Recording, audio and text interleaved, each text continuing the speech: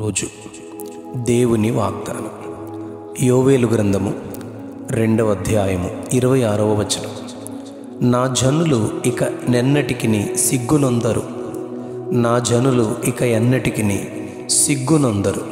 ప్రవక్త అయిన యోవేలు ఈ ప్రవచనాన్ని ఇశ్రాయేలు కుటుంబాల్లో దేవునికి దూరమై ఆయన ఉగ్రతకు గురి అయిన వారికి ఈ హెచ్చరిక యోవేలు గ్రంథం 1వ అధ్యాయం 2వ వచనంలో చేస్తారు. పెద్దలారా ఆలకించండి అని పిలుస్తారు. 1వ అధ్యాయం 5వ వచనంలో మత్తులారా మేలుకొని కన్నీరు విడవండి అని హెచ్చరిస్తాడు. 1వ అధ్యాయం 11వ వచనంలో సేద్యగాండ్లారా సిగ్గునొందండి, ద్రాక్ష తోట కాపరులారా రోదనము చేయండి. 1వ అధ్యాయం 13వ వచనంలో యాజకులారా గోనెపట్ట కట్టుకొని అంగలార్చండి, నా దేవుని పరిచారకులారా గోనెపట్ట వేసుకుని రాత్రంతా గడపండి అని హెచ్చరిస్తాడు. దానికి గల కారణం ఆహారంగా పండే పంటలను గూర్చి, పొలాలను గూర్చి వాటి స్థితిని దేవుడు యోవేలు ప్రవక్త ద్వారా హెచ్చరిస్తాడు, చూపిస్తాడు. పంటలను గొంగళి పురుగులు, మిడతలు, పసర పురుగులు, చీడ పురుగులు ఒకదాని తరువాత ఒకటి విడిచిన దానిని మరొకటి తినివేసి అసలు మొలకలే లేకుండా నాశనం చేస్తాయి. మీరు మత్తులయుండి ద్రాక్షారసపానము చేస్తున్నారని గద్దిస్తాడు. తినడానికి ఆహారం లేని స్థితి, త్రాగుటకు ద్రాక్షారసము లేని స్థితిలో దేశము పాడైపోగా మీరు మత్తులై ఉన్నారు అని గద్దిస్తాడు.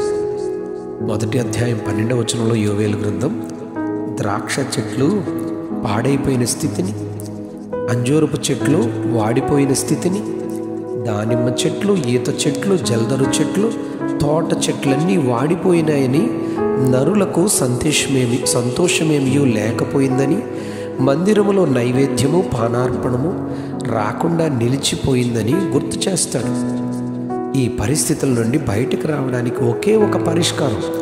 మీరు ఉపవాస దినం ప్రతిష్ఠించండి, వ్రత దినం ఏర్పరచండి, యెహోవాను బతిమాలు కొనడానికి పెద్దలను, దేశములోని జనులందరినీ మీ దేవుడైన యెహోవా మందిరంలో సమకూర్చండి అని యోవేలు 1వ అధ్యాయం 14వ వచనంలో వారిని హెచ్చరిస్తాడు. 2వ అధ్యాయం 12వ వచనంలో ఇప్పుడైనా మీరు ఉపవాసం ఉండి కన్నీరు విడుచుచు దుఃఖించుచు మనఃపూర్వకముగా తిరిగి దేవుని యొద్దకు రండి అని ఆహ్వానిస్తాడు. మీ దేవుడైన యెహోవా కరుణావాత్సల్యములు గలవాడు, శాంతమూర్తి, అత్యంత కృపగలవాడునయుండి తాను చేయనుద్దేశించున్న కీడును చేయక పశ్చాత్తాపపడును గనుక మీ వస్త్రములను గాక మీ హృదయములను చింపుకొని ఆయన తట్టు తిరగండి అని పిలుస్తాడు.